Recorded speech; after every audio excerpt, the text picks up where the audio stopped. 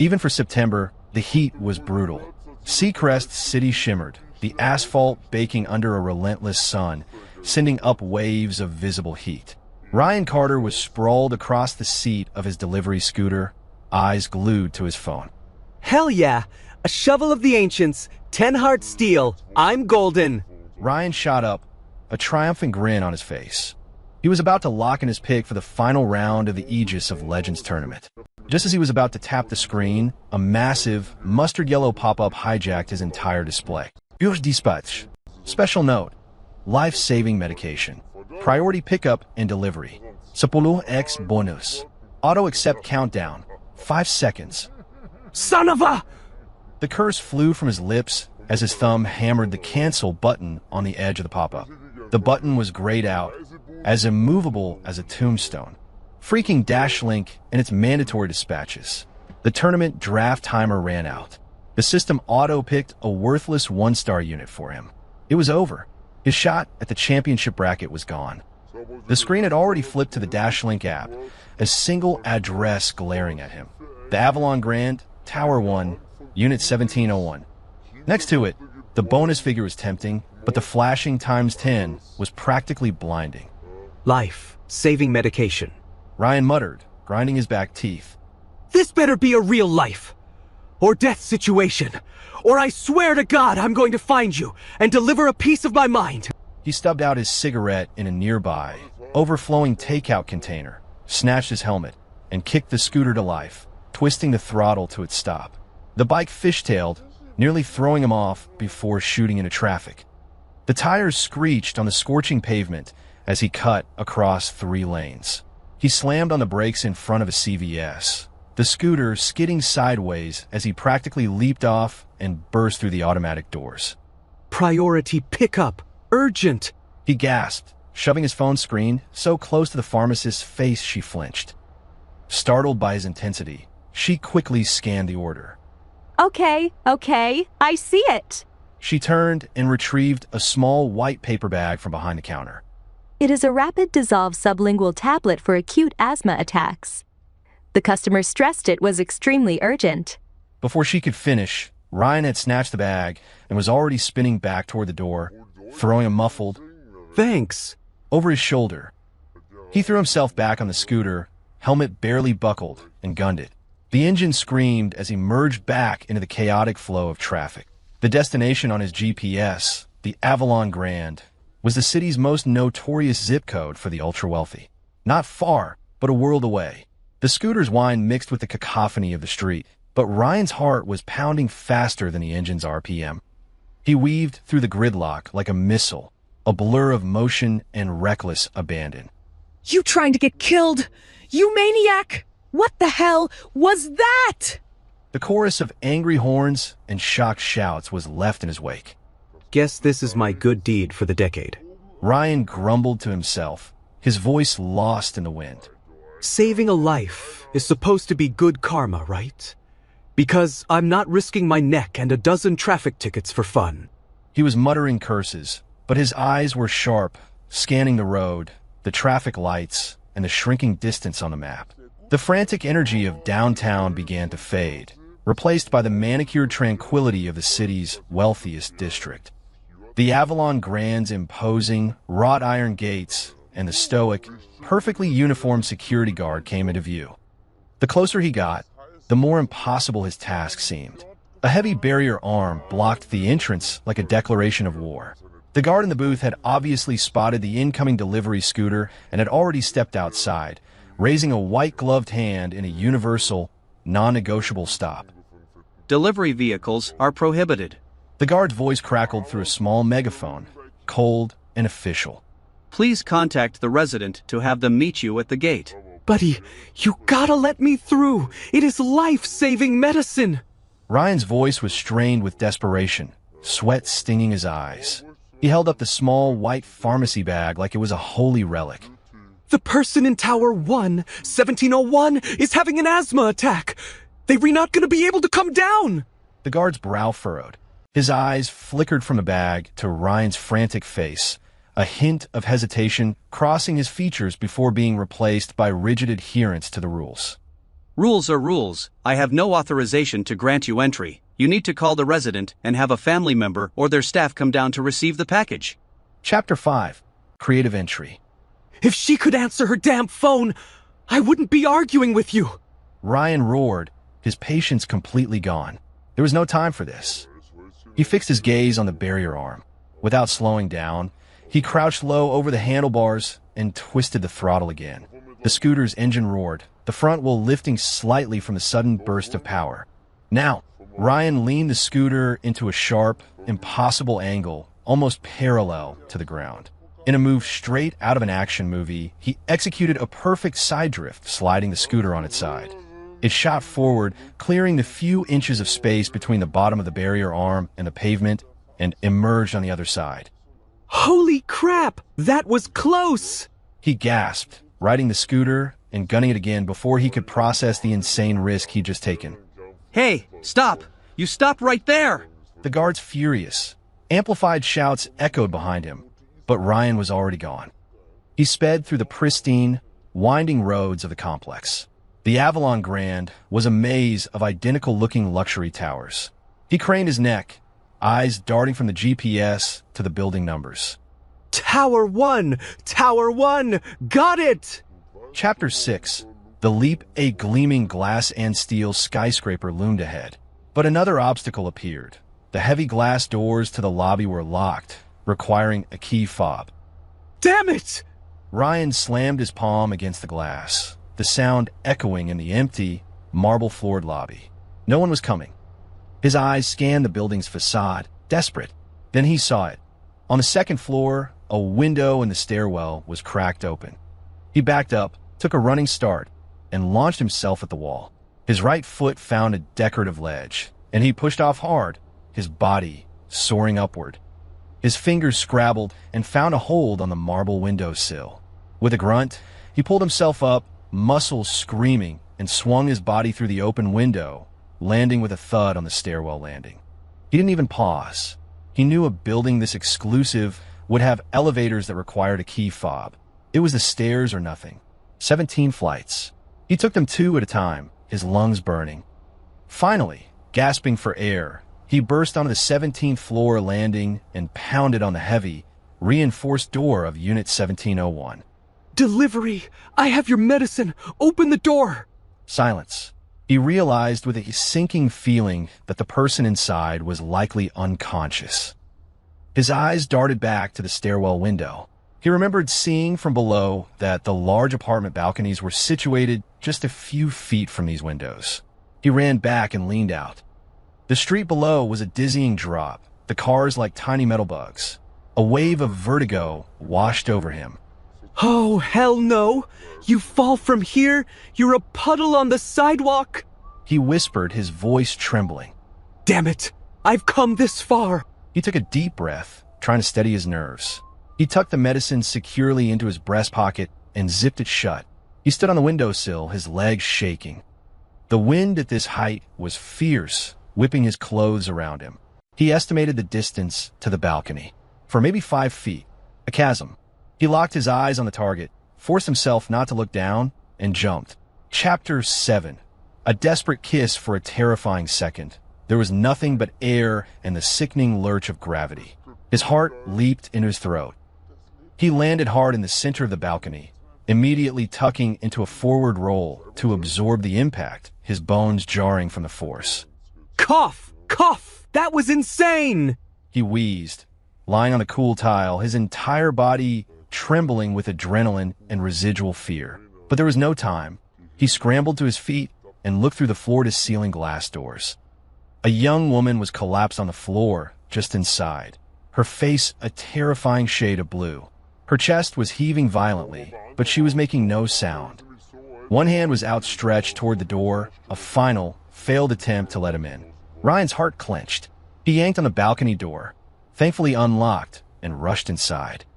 He knelt beside her, gently lifting her upper body so she was cradled against his chest. He pulled out the medicine. It was a small white tablet. A tablet? For an asthma attack? Isn't it supposed to be an inhaler? No time to question it. He tried to open her mouth to place the tablet under her tongue, but her jaw was locked tight. He could see the shallow rise and fall of her chest slowing down. Okay, plan B. He muttered, an idea born of pure desperation flashing in his mind. He popped the tablet into his own mouth, took a large swig from a water bottle on a nearby table, and then, steeling himself, lowered his head. His lips pressed against hers. They were cold, tinged with blue. Well, there goes my first kiss. Hope you appreciate it, lady. The touch was soft but chilling. There was no romance in it, only a frantic, single-minded urgency to save her life. He used his tongue to gently pry open her clenched teeth and let the water and dissolved medicine trickle in her mouth. He felt a faint, reflexive movement in her throat, a swallow. Did it work? He pulled back, his eyes wide with anxiety, watching her. 1 second. 2. The silence in the room was deafening. Suddenly, her body convulsed. A deep, gut-wrenching cough tore from her lungs, followed by another and another. It was a horrible, ragged sound, but it was the most beautiful sound Ryan had ever heard. With each cough, it was as if an invisible plug had been dislodged from her airway. A long, shuddering, greedy gasp followed. Air, real air, was finally reaching her lungs. She began to breathe in ragged, wheezing gulps, but she was breathing. The terrifying bluish tint of her skin began to recede, replaced by a pale, chalky white, and a faint touch of pink returned to her lips. Ryan gently patted her back, watching the miracle unfold, feeling as if every ounce of strength had been drained from his own body. Her coughing slowly subsided into labored but steady breathing. She blinked her eyes open, her gaze unfocused and hazy as she tried to make sense of the world. She was alive. Instinctively, she licked her lips, tasting the faint residue of water and a strange, unfamiliar warmth. Her eyes finally focused on the face of the young man hovering over her. His cheeks flushed, his expression a mixture of relief and extreme awkwardness. A fuzzy, shocking memory surfaced. A touch, a pressure on her lips. The pale skin of her cheeks flooded with crimson. Her eyes widened in disbelief and mortification. She opened her mouth to speak, but no words came out. She could only stare at Ryan with a look of utter, complicated confusion. He saw the look and started babbling. Hey, don't get the wrong idea. It was the medicine. You couldn't swallow it, and I had to it was an emergency. Before he could finish his frantic explanation, the heavy front door burst open with a loud bang. A distinguished man in his 50s, his face a mask of terror, was the first one through the door, followed by a team of paramedics with emergency kits and several grim-faced security guards. The man's eyes locked on the scene, his daughter, pale and disheveled, half-slumped in the arms of a complete stranger. His pupils contracted, and a tidal wave of fear, shock, and pure rage washed over his features. Vivian! He choked out, his voice raw as he lunged forward. The paramedics were already in motion. Sir, please step back. We're doctors. Let us handle this. They expertly and swiftly took the young woman from Ryan's arms, laid her gently on the floor, and began checking her vitals and fitting an oxygen mask over her face. Shoved to the side, Ryan hadn't even had a chance to catch his breath before he felt a gaze as sharp and heavy as a physical weight land on him. Mr. Lin, her vitals are stabilizing. She is out of immediate danger. One of the paramedics announced. The man, Mr. Lin, sagged with relief for a split second before whirling around, his eyes locking onto Ryan like a hawk spotting its prey. The look was cold, accusatory, and carried the unmistakable pressure of a man accustomed to absolute power. Who are you? He demanded, his voice low and dangerous. How did you get in here? And what did you do to my daughter? The security guards, who had followed him in, now closed ranks around Ryan, their expressions hostile, ready to tackle him at a moment's notice. The atmosphere in the room, which moments before had been one of frantic rescue, plummeted to an icy standoff. Ryan opened his mouth to explain, but a weak voice cut him off. Dad. It was Vivian. She had pulled the oxygen mask slightly away from her face, her voice thin but clear. She raised a trembling hand and pointed a shaky finger at Ryan. It was him. She gasped, forcing the words out. He saved me. Or else I would have. She didn't have the strength to finish, but her eyes, fixed on her father, were filled with an urgent certainty, pleading with him not to misunderstand. The man's expression shifted, the raw hostility softening into something more complex and guarded. Young man, step outside with me, Mr. Lin said. It wasn't a request. He turned and walked out of the apartment. Ryan followed him into the hallway. Mr. Lin pulled a checkbook and a sleek fountain pen from his jacket pocket. He held them out to Ryan, his tone flat and dismissive. You saved my daughter. I'm grateful. Write down whatever number you think is fair. The man's condescending, high and mighty attitude grated on Ryan's last nerve. This arrogant prick, he thought. I nearly died a dozen times getting here to save your daughter, and this is how you treat me? Like I'm a hired help? He snatched the checkbook and pen, and with a defiant flourish, scribbled a number before handing it back. Mr. Lin glanced at the check. His composure finally cracked. $20 million! He stammered, his face a mask of disbelief. What is the problem? Can't afford it? Or do you think your daughter's life isn't worth that much? Ryan tilted his chin up, a challenging glint in his eye. He honestly didn't expect to get a dime. He just wanted to wipe that smug look off the man's face. A humorless chuckle escaped Mr. Lin's lips. He regained his composure, his expression unreadable. Heh, you've got guts, kid. A lot of guts. 20 million, my daughter's life is priceless. Of course it is worth that. Go home and wait. The money will be wired to your account within the hour. Wait, for real? Ryan was stunned. He had called what he thought was an impossible bluff, and the man hadn't even flinched. Of course. I am Leo Lin. I always keep my word. Ryan floated out of the building in a daze, the number echoing in his head. $20 million. His phone buzzed. He fumbled it out of his pocket. It was a text alert from his bank. Your account ending in XXXX received a wire transfer on 09/XX at XX. XX for the amount of $20,000,000,000. Your new balance is $20,000,128. 65. Ryan's eyes bulged. His mouth fell open. The hand holding the phone started to shake uncontrollably. He counted the zeros. Once, twice, 3 times. No! Freaking! Way! He breathed, his voice trembling. Is this real? Is this a system glitch? Am I dreaming? He pinched his thigh hard. The sharp sting of pain was undeniable. A wild, unhinged laugh erupted from his chest as he threw his head back and roared at the sky. I'm rich! The first thing Ryan did was drive back to the Dashlink dispatch center. He strode past his former coworkers and kicked open the door to his supervisor's second-floor office. A balding, overweight man in his 40s looked up from his desk, startled and then enraged when he saw it was Ryan. What the hell is wrong with you, Carter? Don't you know how to knock? That is a $500 fine, and there goes your monthly bonus! Ryan just smirked. He peeled off his sweat-stained, grimy uniform shirt and threw it squarely in the man's face. You can take your fine and shove it. I quit. And if you say one more word to me, you'll regret it. Ryan snarled, his voice low and menacing. The supervisor, stunned into silence by this sudden transformation, could only sputter, his face red with fury and confusion. Ryan felt a savage surge of satisfaction.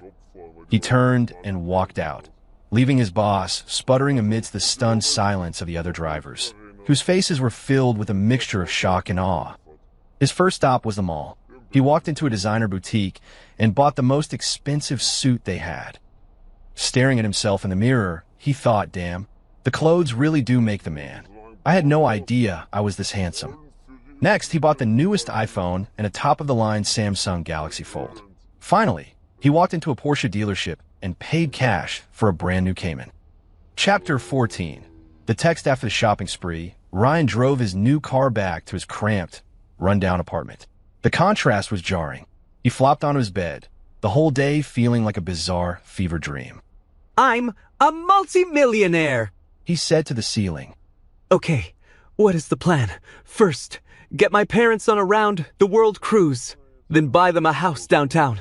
His new phone buzzed, interrupting his thoughts. A text from an unknown number. He opened it. You left so suddenly. I didn't even get a chance to thank you. If it wasn't for you, I don't think I'd be here right now. My name is Vivian Lynn, by the way. Ryan sat bolt upright. It was her, the girl from the apartment. He hesitated for a moment, then typed back. How'd you get my number? Your dad pulled me outside and told me to name my price on a check. I got the message, so I left. The message came out colder than he intended, his lingering resentment toward Leo Lynn seeping through. A few minutes later, she replied. It was on the delivery order details. And I am so sorry about my father. He has spent his life in the cutthroat world of business, and he tends to assume the worst in people. His way of solving problems can be impersonal.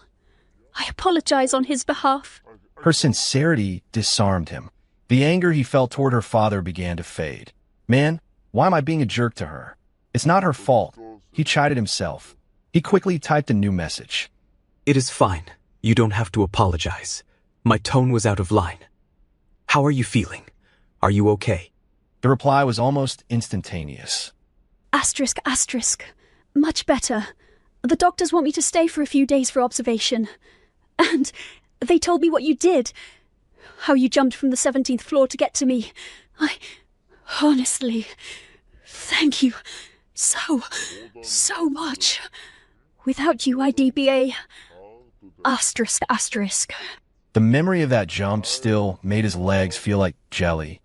I wasn't really thinking, just knew I had to get to you.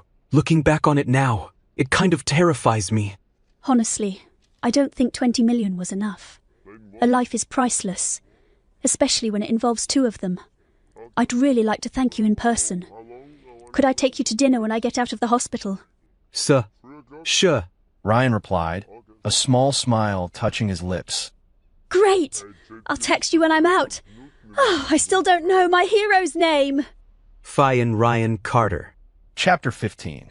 The 1% after their conversation, Ryan couldn't shake the feeling that the names Leo Lynn and Vivian Lynn were familiar.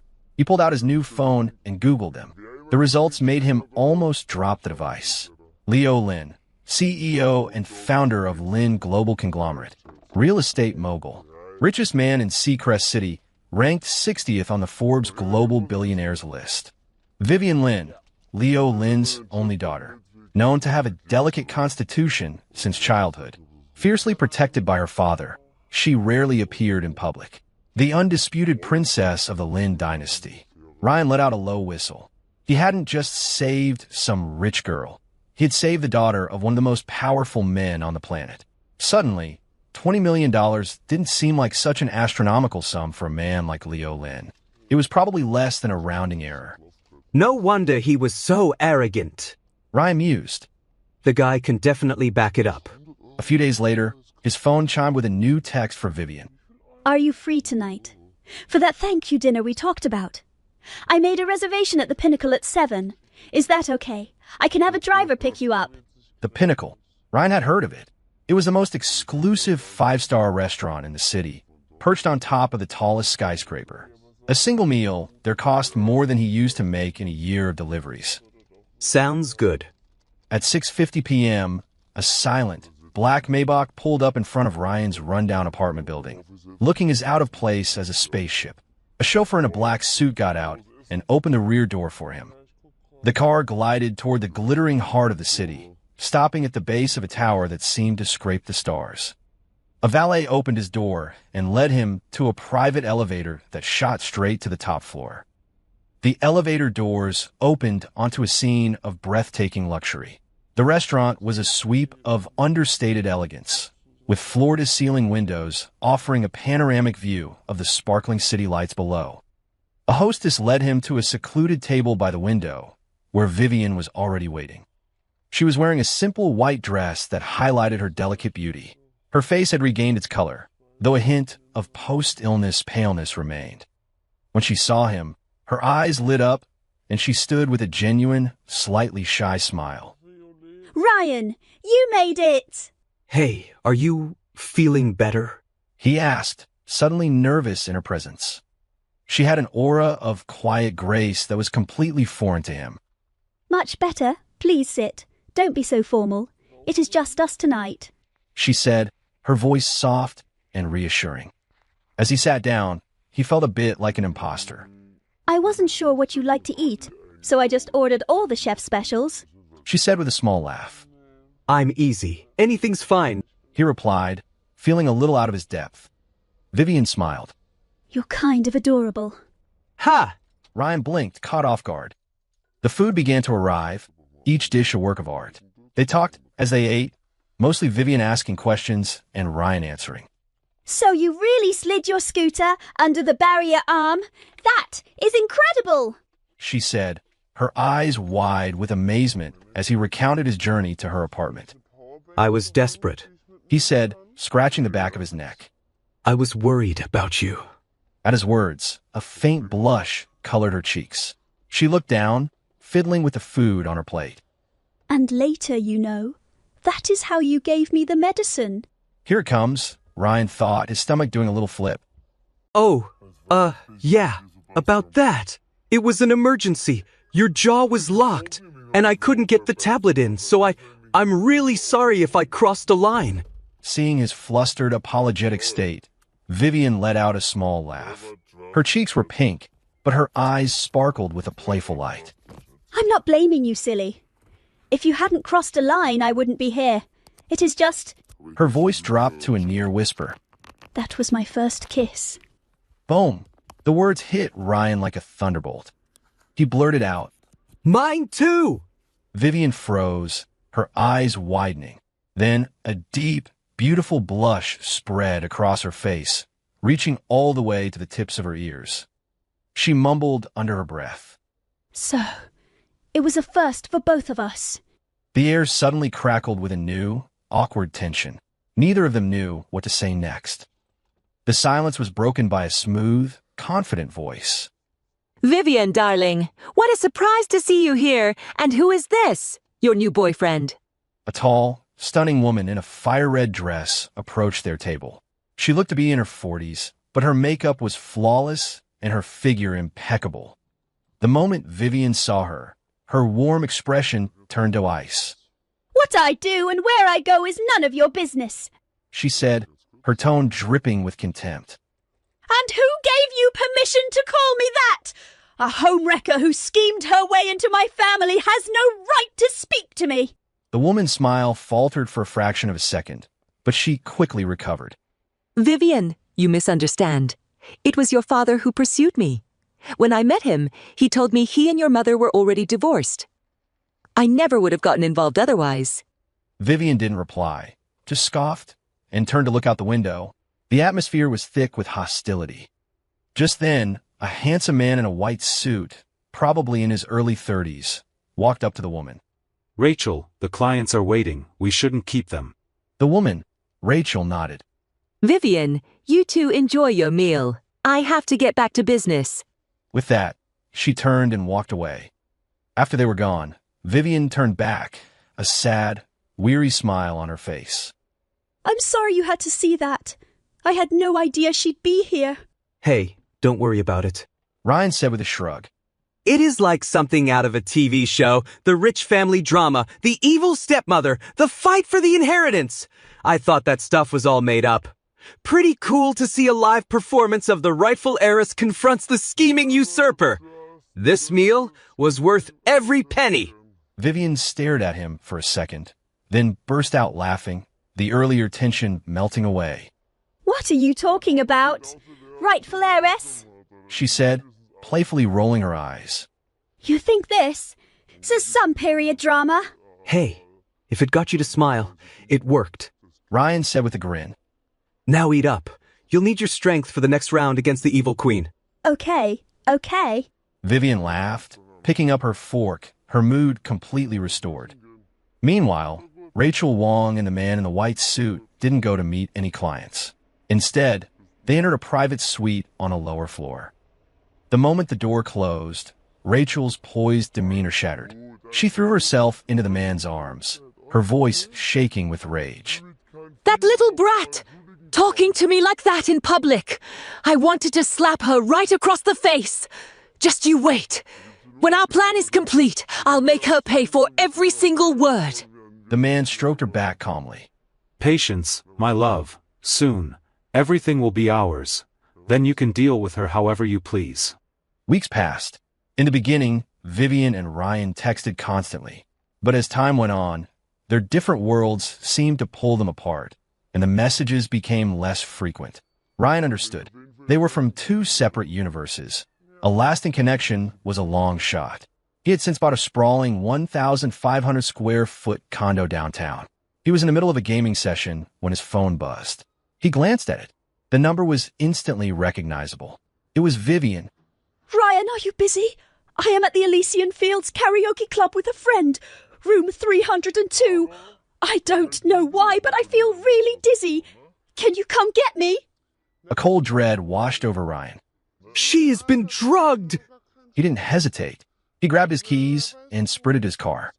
Meanwhile, in a loud, flashing karaoke room, Vivian clutched her head, her voice a mixture of anger and confusion as she confronted her friend, Chloe. Why is he here? You said it would just be the two of us.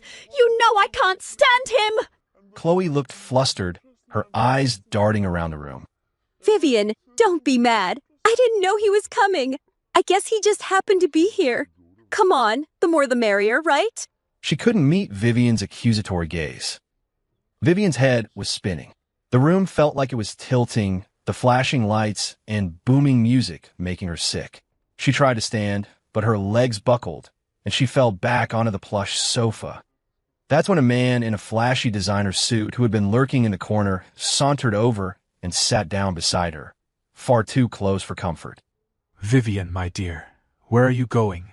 He purred, his breath reeking of expensive cologne. Why do you hate me so much? Whatever I did wrong, I'll change. I promise. Vivian recoiled, but he just moved closer. She tried to push him away, but her arms felt like lead. Spencer, get away from me! She slurred, her voice weak. Chloe, we're leaving! She looked to her friend for help, but Chloe just took a step back, her face a mask of guilt and fear. In that moment, Vivian's heart sank. A chilling realization, colder than the drug coursing through her veins, washed over her. She had been betrayed by her best friend.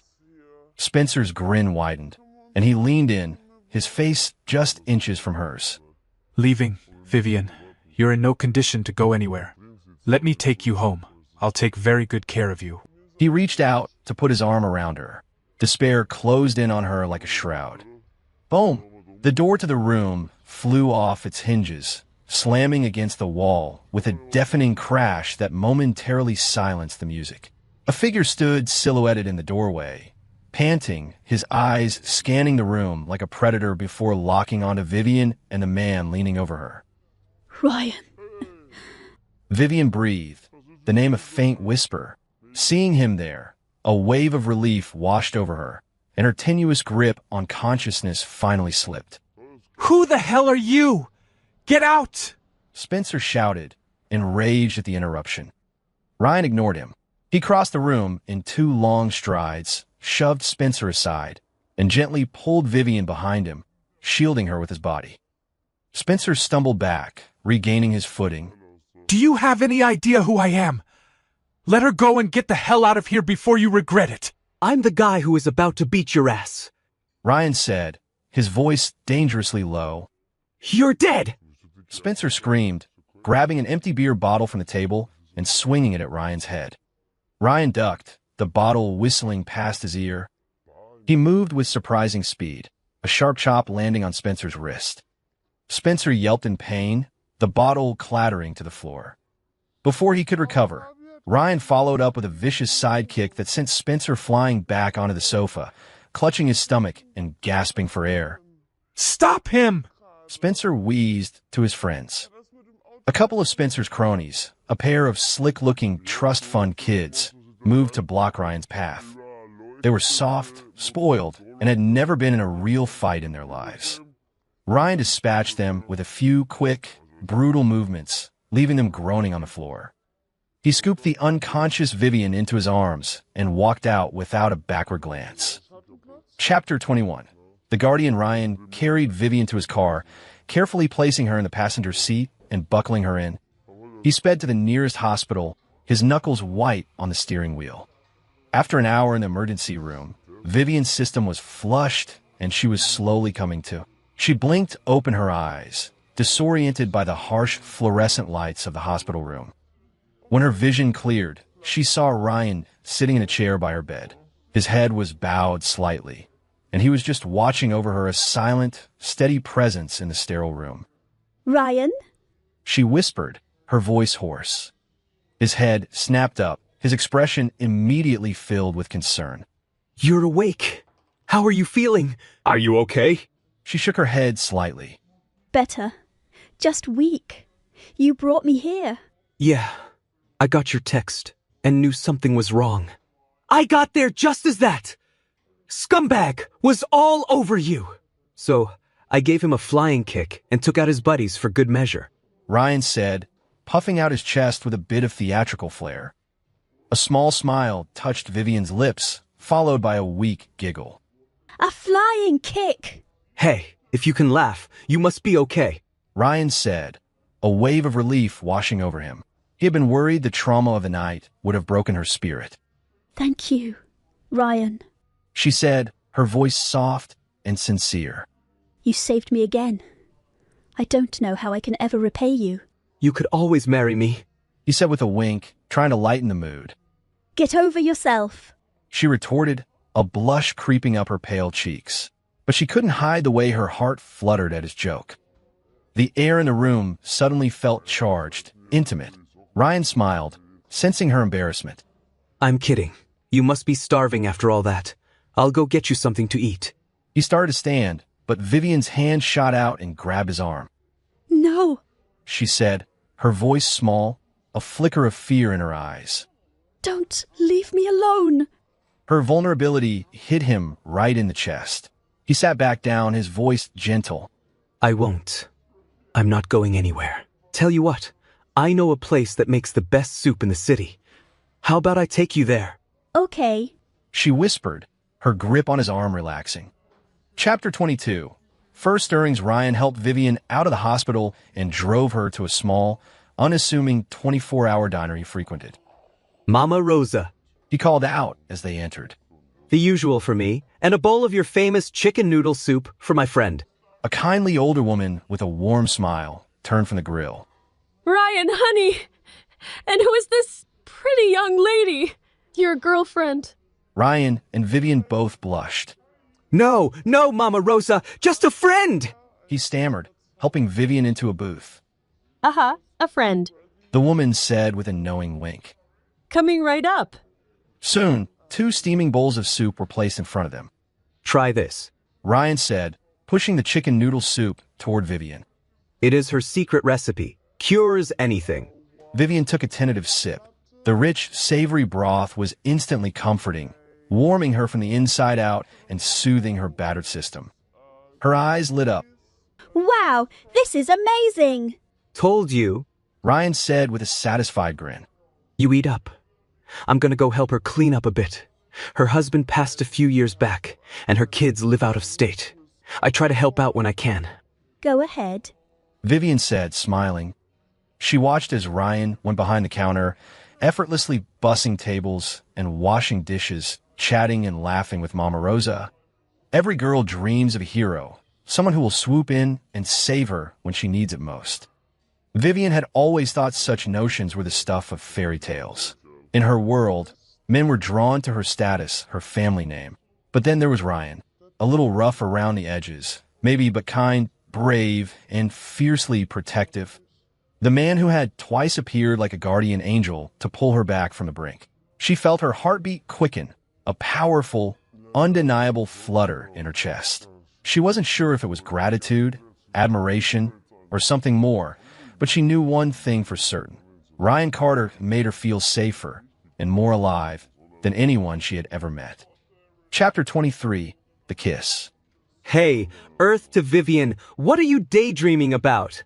Ryan said, waving a hand in front of her face. Oh, nothing, she said, blushing and quickly returning her attention to her soup. When she was finished, she leaned back with a contented sigh. I'm full. This place is a real hidden gem.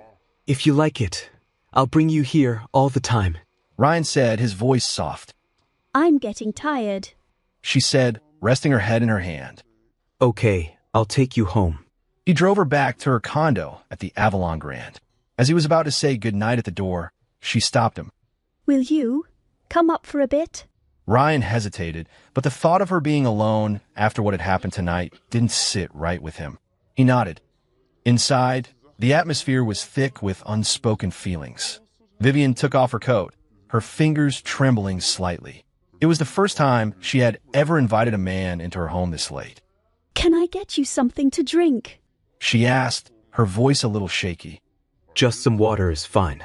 She filled 2 glasses, but as she turned to bring them over, her legs, still weak from the ordeal, gave out.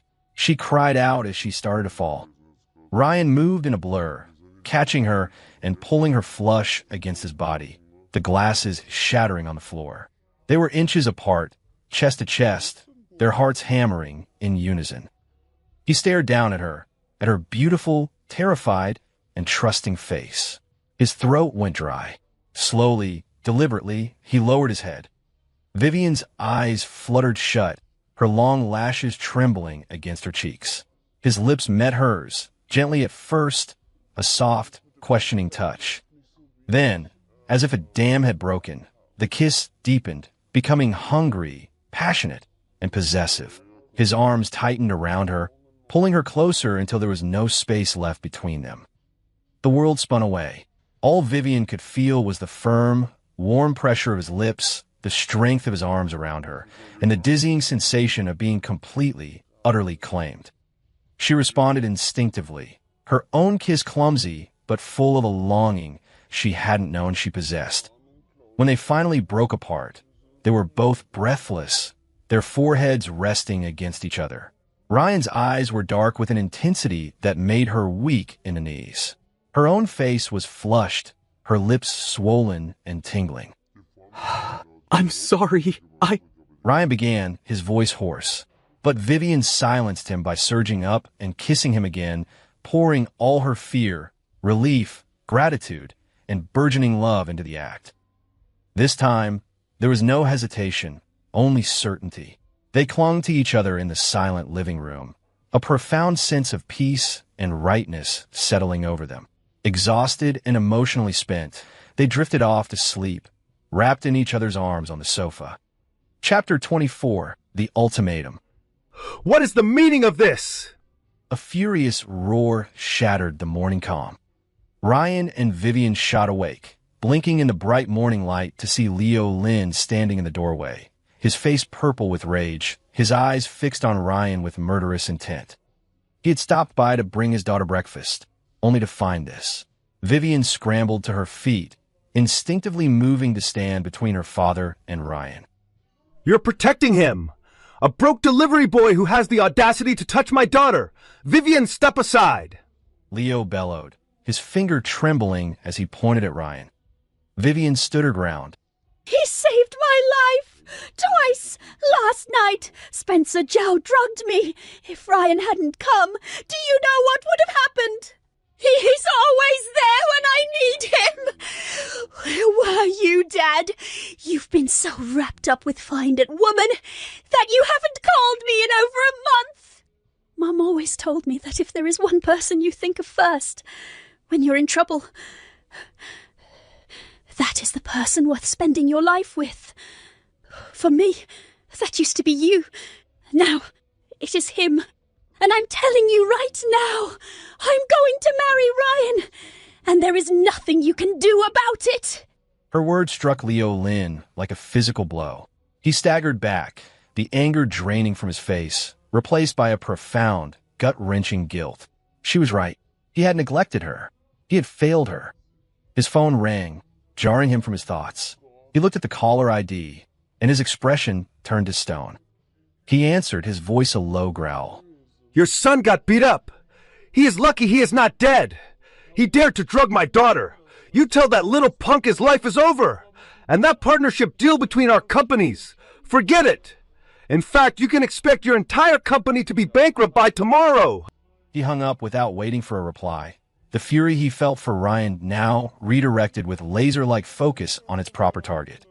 Ryan stepped out from behind Vivian, his gaze steady and unafraid as he met Leo Lin's eyes. There is an old saying, Mr. Lin. Rags to riches, riches to rags. Fortunes can change. I know I can give Vivian the life she deserves. 30 years east, 30 years west. Don't ever underestimate a young man with nothing to lose. Leo Lin stared at the young man before him, and for a moment he saw a reflection of his younger self, brash, determined, and hopelessly in love. He took a deep breath, his anger finally abating. Talk is cheap, kid. He said, his voice quiet but firm.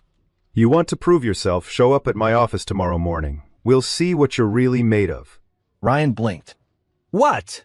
Dad, does that mean you approve? Vivian cried, her face alight with hope. It means he has to earn it. Leo said, his eyes still locked on Ryan. My daughter's hand in marriage is not given away lightly, and one more thing. He added, his voice dropping to a warning tone. Until you are married, you will behave like a gentleman. Do you understand me? Yes, sir, absolutely. Ryan said immediately. Good, I'm feeling a little tired. I'm going to go. Leo turned and left, looking older and more weary than Ryan had ever seen him. Vivian threw her arms around Ryan, her laughter bubbling over with pure joy. Did you hear that? He is giving you a chance. He is letting you work at the company. He is accepting you. Ryan held her tight, a slow smile spreading across his face. Yeah, I heard. And I'm not going to let you down, Viv. I swear it. Dressed in his new designer suit, Ryan stood before the gleaming, monolithic skyscraper that was the headquarters of Lin Global Conglomerate. He took a deep breath and walked inside. After announcing himself at the reception desk, a poised, professional woman who introduced herself as Mr. Lin's executive assistant came to greet him. Mr. Carter, Mr. Lin asked me to escort you to your new department. Thank you, Ryan said, following her. To his surprise, she didn't lead him to the sleek, open-plan offices of sales or marketing. Instead, they descended to the building's basement and entered the office of maintenance and security. Seeing his confusion, the assistant offered a polite, practiced smile. Mr. Lin believes every position in the company is vital to its operation. He feels this is the best place for you to start learning the business from the ground up. Mr. Zhang, he is here. A burly, barrel-chested man in a security supervisor's uniform nodded. Got it. The assistant departed, leaving Ryan with his new boss. Zhang gave him a quick, dismissive once-over. Lee! He barked. Show the new guy the ropes. Tour of the building, rules and regs, the whole deal. A friendly-looking man in his late 50s with a kind face stood up. You got it, boss. Come on, kid. I'm Lee Jenkins. Been here more than a decade. Ryan Carter. Nice to meet you, Mr. Jenkins. Ryan said, shaking his hand. Just Lee is fine. The older man said with a warm smile. Let's get started. This place might not be glamorous, but without us, this whole billion-dollar tower grinds to a halt. For the rest of the day, Lee patiently walked Ryan through every floor, every corridor, and every utility closet of the massive building. After a long, grueling day, Ryan drove back to Vivian's condo. The moment he walked in the door, he was hit by the acrid smell of smoke. He ran to the kitchen to find Vivian, wearing a comically oversized apron, frantically waving a dish towel at a smoking pan on stove. The counters were a disaster zone of spilled ingredients and several plates of blackened, unrecognizable food. She looked up at him, her face smudged with flour, her eyes wide with panic and embarrassment. Ryan, you're home! I tried to make you dinner, but I think I broke it. Seeing her looking so flustered and adorable, a wave of warmth washed over Ryan, erasing all the day's exhaustion. He strode over, calmly turned off the burner, and covered the smoking pan with a lid. Hey, it is okay, he said softly, gently taking the dish towel from her hand. Go relax. I've got this. No, I want to watch, she said, her voice small. Okay, he said, smiling. Then prepare to be amazed. An hour later, they were sitting down to a delicious, perfectly cooked meal of steak, roasted potatoes, and asparagus. Oh my gosh, this is amazing! Vivian said after the first bite, her eyes shining. Is there anything you can't do? Glad you like it. Ryan said, his heart swelling. As they ate, Vivian asked about his first day. So how was it? Which department did my dad put you in? Did anyone give you a hard time? It is a pretty important department. Ryan said casually, not wanting her to worry. And everyone was great. I think I'm going to learn a lot. Chapter 28, The Overheard Plot. Over the next few days, under Lee's patient guidance, Ryan quickly learned the ins and outs of the entire building's infrastructure. One morning, the entire building was sweltering. The central air conditioning was out. Zhang dispatched Ryan and Lee to find the problem. They traced it to a faulty relay in the main ventilation shaft on the executive floor. Being younger and more agile, Ryan volunteered to crawl into the cramped ductwork to fix it. Half an hour later, with the AC humming back to life, Ryan was about to climb out when he heard voices from a nearby office vent. He recognized one immediately. It was Rachel Wong. Curiosity piqued. He crawled closer and peered through the grate. Rachel was sitting on the lap of the man in the white suit from the restaurant, her arms draped around his neck. His health is deteriorating faster than I expected, she said, her voice laced with venomous satisfaction.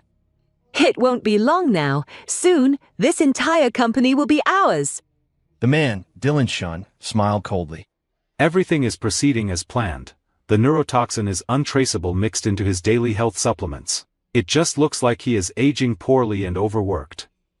Combined with the bad investments we've orchestrated, the board is already losing faith in him. Soon, you, his devoted, loving partner, will be poised to step in and help him manage the company. You're brilliant. Rachel cooed, kissing him. Once Lynn Global is ours, I'll make that little brat Vivian wish she'd never been born. That idiot Spencer Zhao almost ruined everything with his pathetic stunt. Dylan sneered. But it worked out in our favor. Leo is so busy crushing the Zhao family's company that he is not paying attention to the real threat right under his nose. They continued to discuss their plans in hushed tones, detailing how they were bribing board members and setting up offshore accounts to siphon company funds. Chapter 29, The Truth. Ryan's blood ran cold. He felt a surge of pure, unadulterated rage, but he forced himself to remain perfectly still. He carefully positioned his phone, recording every word, every damning detail of their treasonous conversation. After they left, Ryan climbed out of the ventilation shaft, his face a grim mask. He had to tell Leo. That evening, he had Vivian invite her father over for a reconciliation dinner. When Leo arrived, Ryan played him the recording. At first, Leo's face was a storm of disbelief and denial. But as the recording played on, his expression crumbled into one of horror and profound betrayal. He staggered back into a chair, his face in his hands, his body racked with silent sobs. To be brought so low, not by a business rival, but by the woman he had trusted and brought into his home. It was a wound deeper than any financial loss. Mr. Lin, Ryan said, his voice steady. We can't afford to be emotional right now. We need a plan. We have to play along, gather more evidence, and figure out exactly what they're giving you, so we can find an antidote. If we move too soon, they'll get spooked and either run or do something even more drastic. Leo Lin looked up, the grief in his eyes replaced by the cold, hard glint of a predator. The titan of industry was back. You're right, he said, his voice dangerously quiet. I was a fool! Chapter 30. The counter-move Leo's gaze on Ryan had transformed completely. Gone was the disdain, the suspicion. In its place was respect, gratitude, and a shared purpose. What is your plan, Ryan? Leo asked. I'll back you 100%. We turn their plan against them. Ryan said. First, you need to act even sicker, more confused. Make them think they're winning, so they get careless. Second, we need to get a sample of those health supplements to a private lab for analysis. Third, I'll use my position in security to monitor them and get hard evidence of their financial crimes. And fourth, we secretly contact your most trusted lawyer and loyal board members, and we prepare to bring the whole damn thing crashing down on their heads. Done, Leo said, his eyes burning with a cold fire. Let the games begin. Chapter 31. Setting the trap for the next few weeks, Leo Lin gave the performance of his life. He appeared weak, forgetful, and increasingly dependent on Rachel, who, along with Dylan, grew bolder and more arrogant with each passing day. Meanwhile, Ryan, the invisible man in the maintenance uniform, was everywhere. He planted listening devices, copied files from their computers late at night, and documented every illegal transaction. The lab results came back from a specialist in Switzerland. The poison was a rare, slow-acting neurotoxin designed to mimic natural organ failure. Crucially, the report also included the formula for an antidote. Leo immediately began taking it in secret. The final piece of the puzzle fell into place when Ryan's surveillance caught Dylan on a recorded call, arranging for a massive transfer of funds to an offshore account. The final step before they planned to let Leo die and seize control of the company. They had them. Chapter 32. The final act. The next morning, Rachel brought Leo his daily supplement drink, her face a perfect mask of loving concern. Here you are, Leo. Darling, drink this. It will give you strength. Just as the cup touched his lips, the bedroom door flew open. Ryan and Vivian entered, followed by Leo's lawyer and 2 uniformed police officers. Rachel froze, her face paling. Vivian, what is the meaning of this? Can't you see your father needs his rest? Leo pushed himself up in bed. The frail, dying man was gone. In his place was the powerful, commanding CEO, his eyes blazing with cold fury. Rest! He boomed, his voice resonating with power. A little more of your rest, and I'd be resting in peace, Rachel! Leo, what are you talking about? You're not well! She stammered. Ryan stepped forward and hit play on his phone. Rachel's own voice filled the room, cold and clear. The neurotoxin is untraceable. Soon, this entire company will be ours. She collapsed to the floor, babbling incoherently. It wasn't me. It was Dylan. He made me do it. The lawyer stepped forward. Rachel Wang, you are under arrest for attempted murder, conspiracy, and massive corporate fraud. Dylan Shen was apprehended at the airport an hour ago.